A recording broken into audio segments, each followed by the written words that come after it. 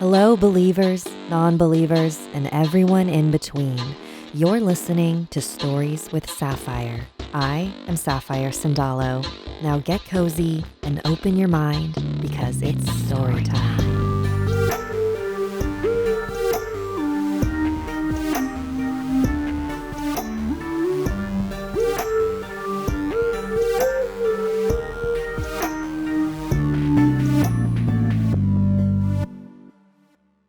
Welcome to the first season of my new show, where I'll be sharing the supernatural experiences that shape our world. If after the show you feel compelled to share a story or need paranormal advice, send an email to storieswithsapphire@gmail.com. This is an independently run podcast. If you like what you hear and would like to support the show, consider becoming a patron. Visit patreon.com/storieswithsapphire to see the different tiers and perks, such as a tarot reading from me. Chapter 1. We are all possessed. When I was about 10 years old, I remember sitting with my family and the movie The Exorcist somehow came up. I cannot remember why or how, but my mom then said, "Do you know why The Exorcist is considered one of the scariest movies of all time? Because it's real." This was my introduction to the concept of demonic possession. In Catholicism, it is believed that the devil is always trying to convince people to turn away from God and follow him instead. You can protect yourself from the devil's temptations through prayer and faith, but if you are not devout, you become prone to the devil's influence and your body becomes susceptible to possession. When this happens, one of the devil's minions, it's rarely the devil himself, can take over your body and then your soul. I was horrified and fascinated. I had to know more. So we went to Blockbuster, rented The Exorcist, and watched it as a family. As we watched, my mom relayed behind-the-scenes information. Did you know that a lot of the people who worked on the film died shortly after? Did you know that they flashed images from the Holocaust in between scenes to subliminally scare the audience? I've actually been trying to fact-check that last one, but can't find any proof. After the movie, my mom explained that because Reagan played with the Ouija board and because her mother was not a woman of faith, Reagan became a victim of possession. And that's why I should never play with the Ouija board or curse the Lord's name. Please nobody tell her about the Ouija board that I own. This was such a crucial moment in my life. It basically solidified my belief in the spiritual world. I was convinced that possession was real and could cause the human body to perform impossible things. I mean, if my mom says demons are real, they must be. Recently, I asked my mom if she remembers any of this, and I made a disappointing discovery. So speaking of scary movies, you mentioned The Exorcist. When did you see The Exorcist? Like, how old were you? I never watched it. What? Never, You said you did. Never watched it. That's how scared I am. You Never okay? watched it. I have never watched it. Wait, I never watched it. This seriously blew my mind. We argued for like 10 minutes about this. I know that she watched it with us. I think she just blocked it from her memory because she's that afraid of the movie. Ask your dad. I've never watched Exorcist. You're remembering things wrong. I don't know if that's a Catholic thing or a Filipino thing, but I've been told many times that the more you talk about occult topics or demons or the paranormal, the more you draw its attention to you. Well, that never stopped me from diving into this shit, clearly. So, in 2017, when I learned of a documentary called The Devil and Father Amort, I dropped everything I was doing to watch it. The film was by William Friedkin, the director of The Exorcist. He documented his trip to Italy, where he was invited to witness the exorcism of a woman named Christina. This was my chance to see a real exorcism. But halfway through the movie, I was actually kind of bored. I don't even think I finished it. So during the actual exorcism, Christina is sitting on a chair in a room filled with people, all reciting prayers, along with Father Amort, who is pressing his hand on Christina's head. And every so often, Christina would try to jump out of the chair, her attempts accompanied by angry groans. The men sitting near her would restrain her. And it goes on like this for about 15 minutes. And I just remember watching this and thinking, is this really it? It seems so tame. My understanding of possession up until that point had been formed solely by movies. Exorcism of Emily Rose, The Conjuring, The Evil Dead. In these films, the victim physically changes. The exorcism is usually done with the least amount of people in the room, so the demon doesn't move to another person. This was completely different from what I was seeing in this documentary. It didn't even look like anyone in the room was scared to be there. It was all pretty chill. And because I was expecting this huge, elaborate, violent spectacle, I was underwhelmed. So then I thought, well, maybe this is what possession looks like, when you strip away all of the drama that movies add. Possession isn't horrifying because evil takes over you. It's horrifying because it's a reminder of how little control we have over our soul to begin with. The concept of possession implies that we have ownership of our souls. But do we? Did any of you choose to be born? Did any of you choose which body you would occupy? I think that we are all possessed by something. I am possessed by the fear of failure, by constantly thinking I'm dying, by anxiety. I didn't choose these feelings, but they are within me. They are somehow simultaneously not me at all and yet still so much of me.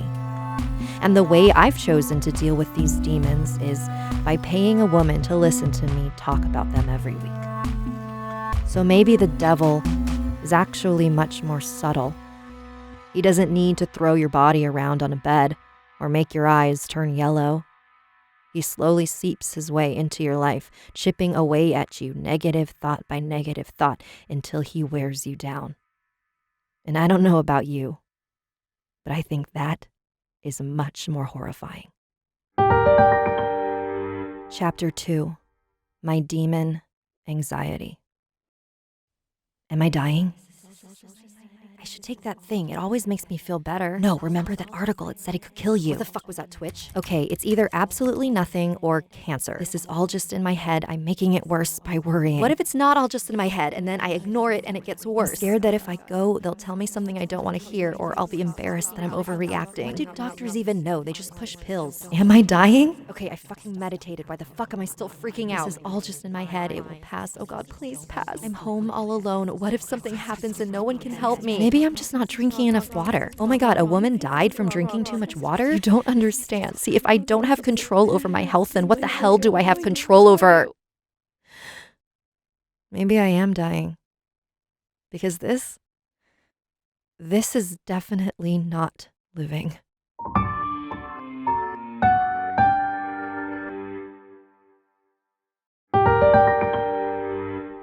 Chapter 3, The Case of Clarita Villanueva. The following is the first documented case of demonic possession in Asia. In 1953, a 17-year-old girl was arrested in Manila in the Philippines. Her name was Clarita Villanueva. 2 days after being incarcerated, she began exhibiting strange behavior. The guards came over to see what was going on, and they found Clarita writhing around and screaming in pain on her cot. She was covered in what looked like giant bite marks, but not made by human teeth. There's a very big, dark man with curly hair all over his body, Clarita claimed. And there's another body with an angelic face and a big mustache. A few days later, the mayor of Manila at the time, Arsenio Lacson, called for the guards to bring Clarita to his office so she could be examined by the chief medical examiner, Mariano Lara.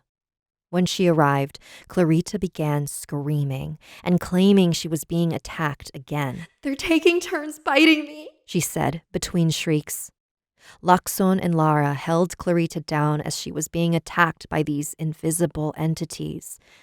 He wasn't sure what to make of this young girl's outbursts. Was she faking these fits to detract from her crime? But then, before his eyes, bite marks appeared on Clarita's body, on her neck and on her index finger, which Lacsone's hand had been covering. Lara, a rational and headstrong man of science, was completely shaken by what was going on. After everything had calmed down, they asked Clarita to draw what her attackers looked like. But when they handed her a pencil, it flew out of her hand. "What it is beyond me," Lacson said. "This is something that goes way back to the dark, dim past."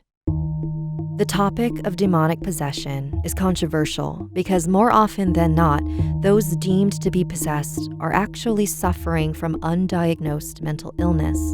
And to properly assess Clarita's case, we need to know what her life was like leading up to these events.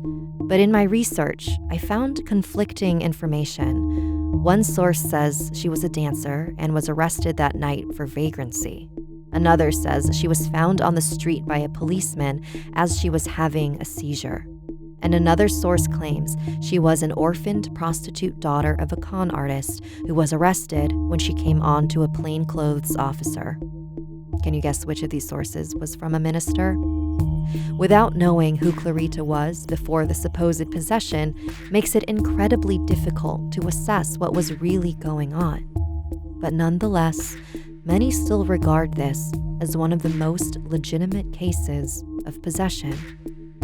So, what do you think happened to Clarita Villanueva? Chapter 4. Don't be scared. It's just your Lola. My family has always been very comfortable mixing these indigenous practices with our Catholic beliefs. This is Gerlie. Her family has a fascinating and very entertaining relationship with the spirit world. And while they identify as Catholic, they've integrated indigenous Filipino traditions into their practice. We always had an altar in the middle of our house. And on that altar, you, of course, would see a Santo Niño, but we would also always have plates of food and drinks from different dishes we would make during family parties as a way to, basically as offerings to our ancestors. Today, the Philippines is over 86% Catholic.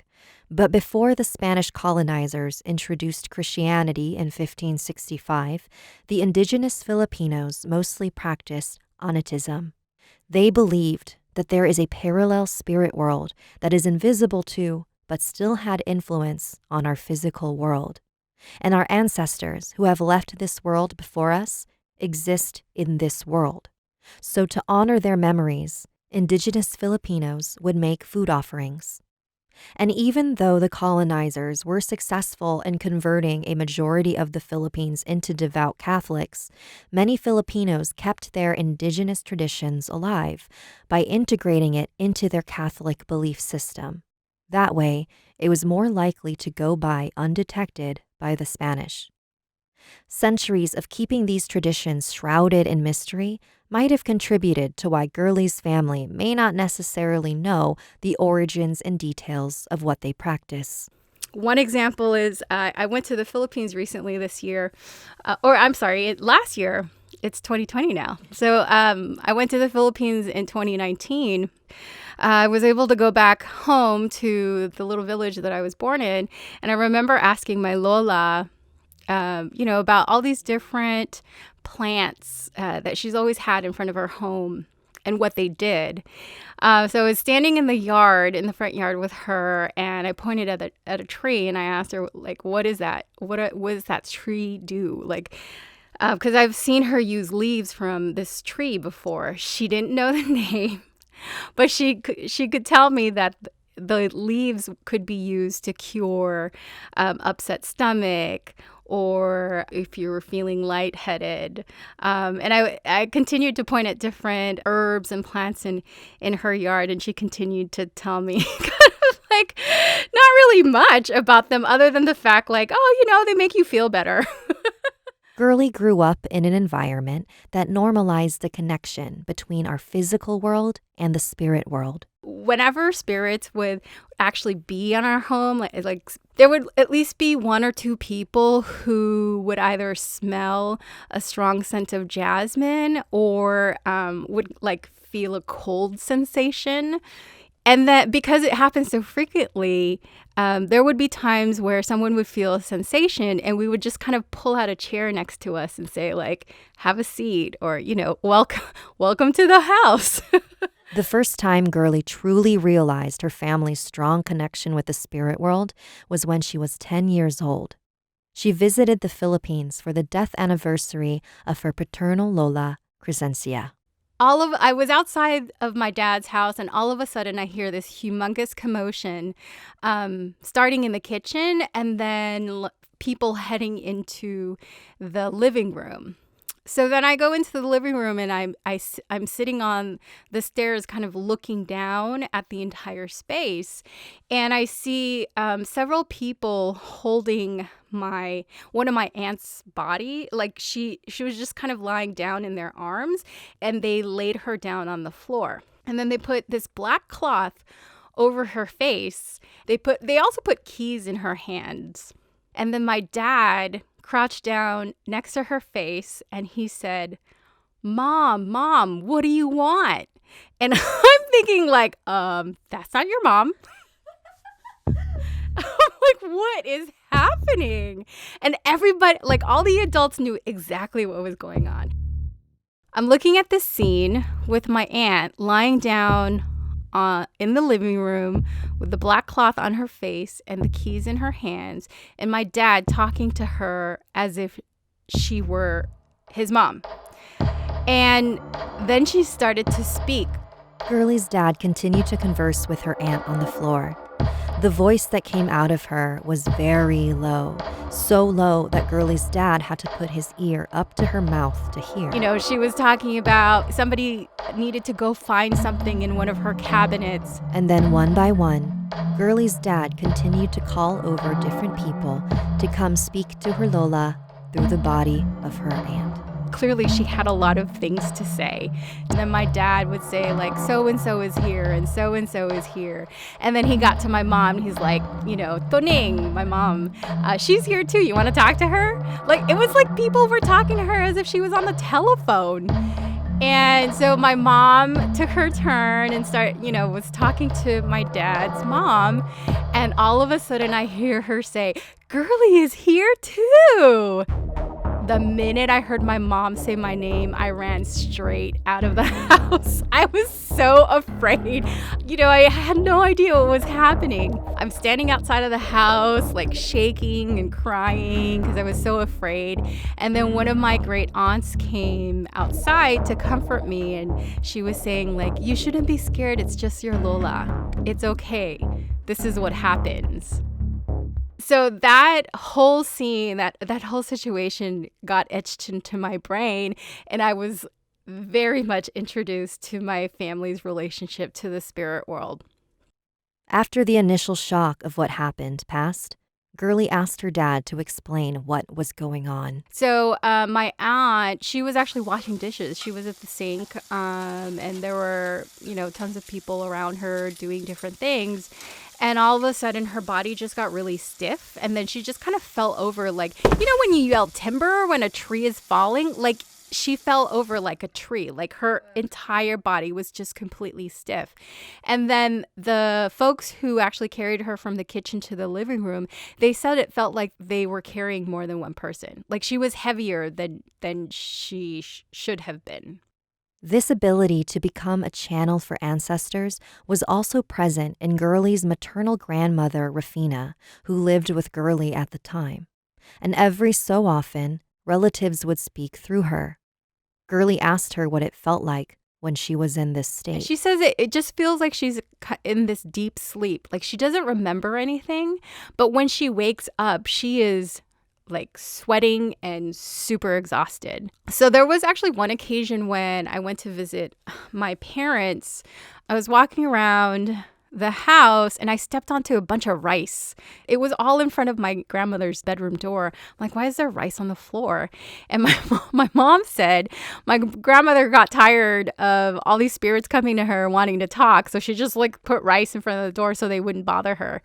The belief is that rice confuses spirits because they want to try to like count all the rice kernels or the rice grains. So, you know, if you ever have spirits that you don't want bothering you, spread some rice around your house. I absolutely love Gerlie's playful attitude toward the paranormal. Her stories show us that the idea of bodily possession and interacting with the deceased isn't always a terrifying experience. These spirits are still our family. They're just communicating with us in a new way. In fact, Gerlie's relatives are still kind of playful, even in the afterlife. See, when Gerlie came back from the Philippines and told her cousins in the U.S. what happened, no one believed her. But even then, this story had become part of their family lore. So when Gerlie was in high school, she, her cousins, and some friends were having a sleepover. They were all gathered on the pull-out couch in the living room. Gerlie and her cousin Juzin were on the bed, while 3 others were on the floor. And they're like, tell that story again. What happened? So Gerlie told the story again. The only lights on in the house were the ones in the room they were in. So we're telling stories, and all of a sudden, the light turns on in the kitchen, and my cousin Juzin's face goes completely white. And Juzin was like, I think I just saw a figure jump from the kitchen to the dining room. Everybody started screaming. And then my aunt and uncle come running out of their bedroom and are like, what the hell is going on? So we were all freaked out. And I was like, throw some rice on the ground.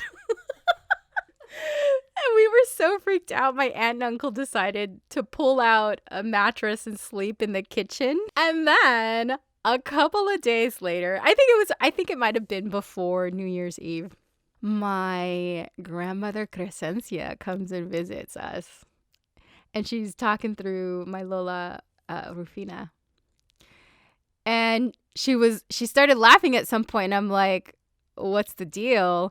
And she's like, you kids are so silly. We're the ones who turned on the light. I said, we? Who's the other person? So it was her and one of my cousin's uncles, like great uncles. So they had come and visited us during Christmas. And they happened to be there while we were telling these stories, and they decided to play a trick on us.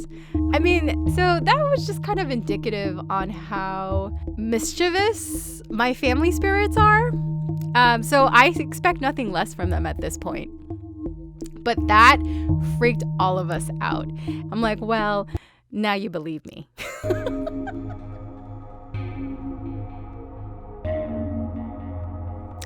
I wouldn't force someone to believe that there is a world beyond the living. It's something that each of us have to kind of come to on our own, because part of it really involves our own examination of our beliefs and how energy exists in the world. When I started to understand that piece, like we're all just kind of made up of different particles, and when we pass, those particles just change. It's kind of like your spiritual practice or religion. Like, if you believe in that, then cool. If you don't, that's fine too. Because if you're really meant to communicate with your ancestors, it will happen. And Gerlie's ancestors have definitely made their presence known to her. Years after the incident at the death anniversary, Gerlie is not the same 10-year-old afraid to speak to her deceased grandmother through a channel. I mean, because these apparitions, these spirits, these possessions have happened so frequently in my lifetime, I've gotten more brave as they've happened. In that, like, now I kind of like whatever it is my paternal grandmother Crescencia I've gotten to, I've gotten into the habit of asking her like joking questions. Like, how do you travel? Like, how do you go from place to place? And she talked about having like needing money, which was really interesting because I didn't think that, the spirit world would need any sort of currency. And then she's also talked about being in a really big house with a lot of rooms and playing cards and mahjong with family members who passed away before her. So that's what I always think, like the afterlife is going to look like a really big house with a bunch of rooms, and hopefully you're hanging out with family members, chosen or blood. And it's just going to be like one really happy occasion. And then on occasion, like, you watch TV and you're seeing the living do some like stupid shit. And then you decide like, all right, I need to go down there and take care of some stuff, and then talk through one of your relatives or friends or whatever, say your piece, and then go back to the afterlife. I think that I'm more comfortable with all of this. I do believe that I did at some point have the ability to be more connected and to feel more of these things that other folks have experienced in my family. So I'm just kind of like, okay, ancestors, you got some messages for me? Bring them down. Let's chit chat. I mean, I carry that with me, and I hope to, continue to talk about these stories with nieces and nephews so that they know that this is part of who they are.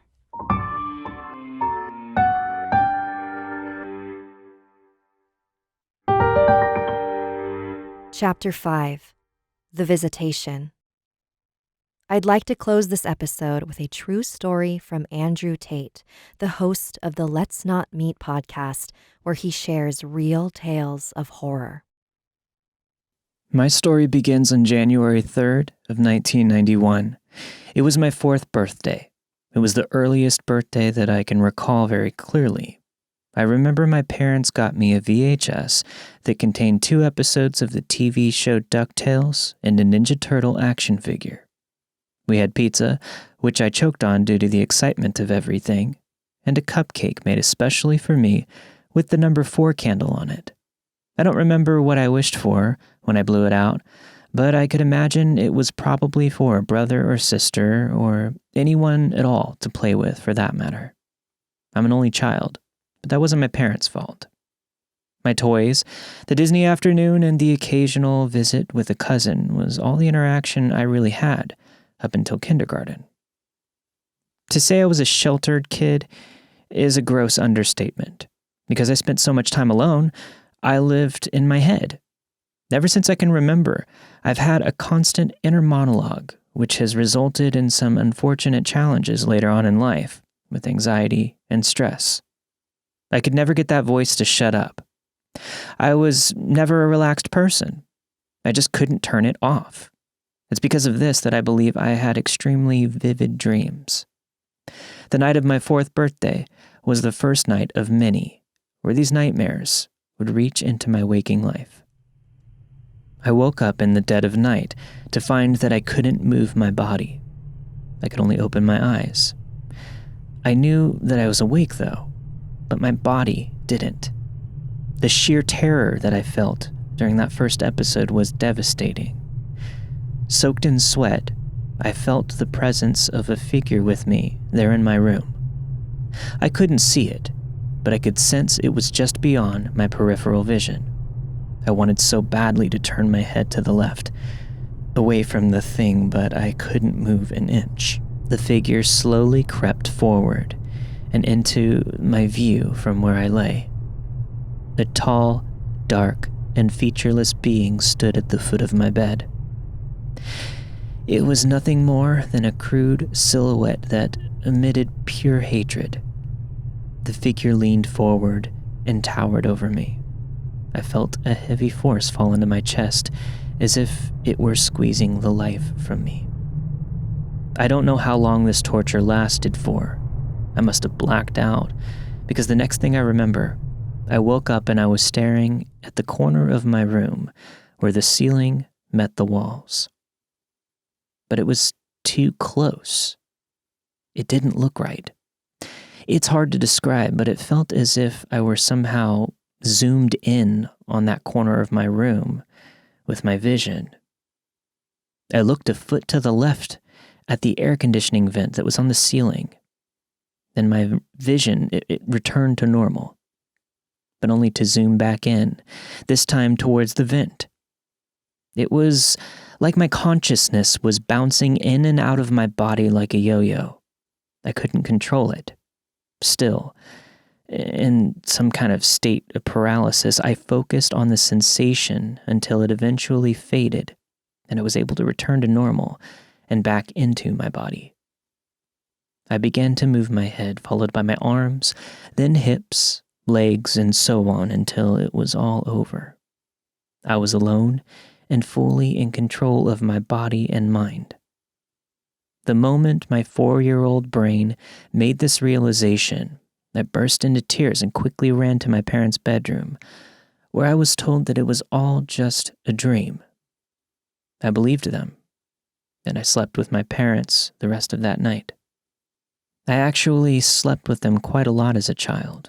We moved at least 6 or 7 times when I was young, maybe more, and no matter what place we happened to be living in at the time, if I dared to sleep alone in my room, what my parents convinced me was a nightmare would return.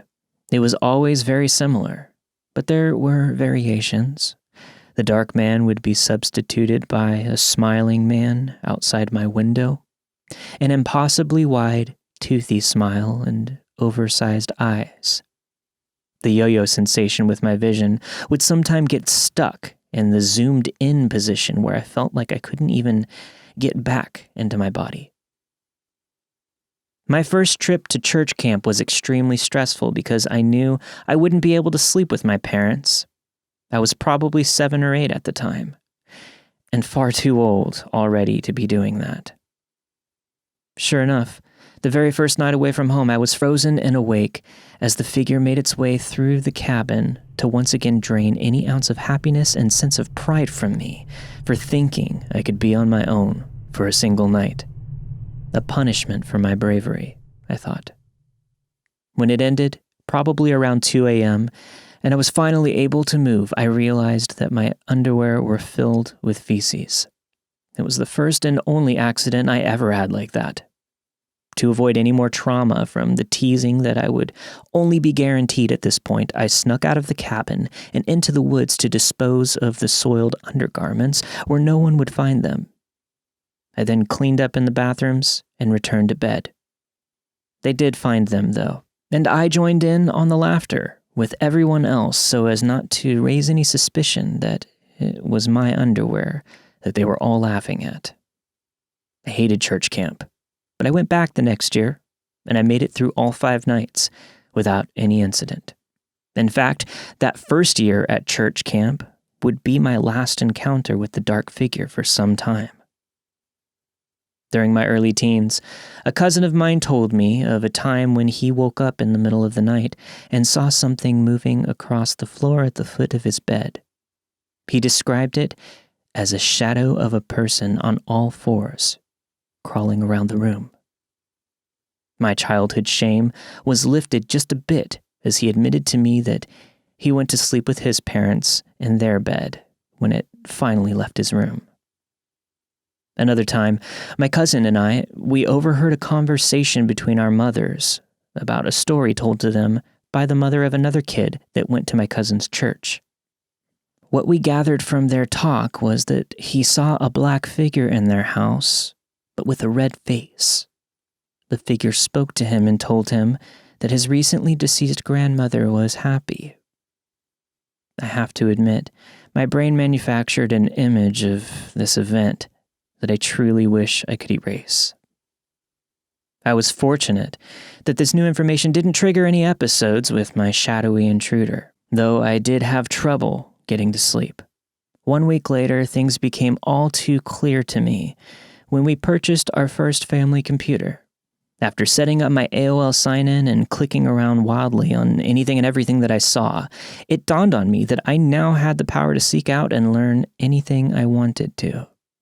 I didn't sleep at all that first night. I researched my experiences until dawn and finally came to the conclusion that what I and my cousin had experienced was a phenomenon called sleep paralysis, which is often coupled with an unfortunate added layer of terror called hypnagogic hallucinations. Some refer to them as shadow people. From what I gathered, these people were often described in different religions and to different spiritual believers as supernatural entities from some kind of underworld. I found countless terrifying stories from first-person encounters with these things. All of the encounters were almost identical, save for a few oddities. For instance, some stories describe the dark figure as having a powerful male presence, sometimes wearing a top hat. They would refer to it as the Hat Man. Some would claim that the being would flicker in and out of their peripheral vision only to jump onto their chest and try to strangle them. Heidi Hollis, the author of the book The Hat Man, A True Story of Evil Encounters, believes that these are negative alien beings that can be repelled by various means, such as invoking the name of Jesus Christ. While the science of these shadow people was, and still is to this day, limited, I couldn't accept the explanation that these were simply psychological conditions or hallucinations. Why would so many people all over the world have identical experiences? I was able to put the whole ordeal out of my mind and became preoccupied with hobbies, music, and teenage angst. However, while driving home one night in 2005, a bright light slowly descended from the sky. I first thought that it might be a helicopter with its spotlight on searching for some fleeing criminal. The problem was, there was no sound coming from its direction. I had my windows down because it was a hot night. Still, as the light grew larger and came closer to my car, I couldn't hear anything but the hum of my own engine. As it drew closer to me, maybe 50 feet above at this point, I felt as if I might be in some kind of danger, so I pulled over to the side of the road. I got out of my car and stared up at the thing. It hovered no more than 40 to 50 feet above me. I did finally hear a sound. It was a car coming down the road in my direction, and it pulled over behind me. An Indian man with a white beard exited the car and joined me in silence. I believe he was as confused as I was, and possibly as nervous as well. I spoke to the man, but unfortunately he didn't speak English. We both just stood there for no more than a matter of seconds before the giant light withdrew back into the sky quickly until it completely disappeared into the mess of stars above us. The Indian man and I exchanged exaggerated shrugs with identical looks of confusion and surprise. I tried to talk to him about it, but he wasn't able to make out anything I was saying to him. I didn't own a camera, and this was during the era of Nokia brick phones. But it didn't matter. Even if I did have a camera with me, I was so struck by this bright light. I was so affected by it that I could barely take my eyes off of it, much less try and find and operate a camera. Now, before I present to you the conclusion of my story, I want you to know that I still don't feel confident that the light that I saw that night had anything to do with my experiences, but later that same night, the shadow person returned to my room. 18 years old, it had been years since my last nightmarish encounter with these things. I thought it was over. I had forgotten them at this point, but there it was, in the corner of my bedroom, making its way towards my bed until it towered over me again, strangling me, devouring me. Frozen and helpless, I lay there with tears swelling up in my eyes until I blacked out again. The next morning, I told myself it was a nightmare. It was probably due to stress from my new job. I tried to put it out of my mind and returned to my normal routine. I got ready for work, ate breakfast, and rushed out to my car. As I reversed out of the driveway, I looked up at my house, and there on the side of the house next to my window on the second floor was a black handprint, the fingers facing towards the glass, almost as if someone were using it to lean up against the side of the house to peer into my window or find a way into my room. I turned off my car, ran back into the house, and up into my room. I opened the window and looked out to get a better view. My mind wasn't playing tricks on me. In the clear morning light, I was staring at a black handprint inches away from my window. I reached out and brushed my finger across the print. It flaked off with ease, and it kind of stained my fingers like ash from a cigarette might. I immediately felt sick to my stomach when my mind darted back to my experience the night before. Was I being visited, or rather, revisited by something malicious or evil? Something that also plagued others from all over the world? This ashy handprint was not an hallucination. This was physical evidence that these beings are real, and they haven't forgotten about me. I haven't seen them again since that night, but even now, well into my 30s, I can't help but think and feel I'm sometimes being watched, and that they'll be back to make sure that I haven't forgotten about whatever they are. Make sure you check out his show, where I guest read a few stories on his most recent episode. Thanks for listening. If you want to support the show, subscribe and leave a rating and review, and visit patreon.com/storieswithsapphire. What are your thoughts on demonic possession? Let me know at storieswithsapphire@gmail.com. Salamat and good night. Stories with Sapphire is created and produced by me, Sapphire Sandalo. The Visitation was written and narrated by Andrew Tate. All other stories and music written by Sapphire Sandalo. Special thanks to my guest, Gerlie, Collado. For more information on this episode, visit storieswithsapphire.com.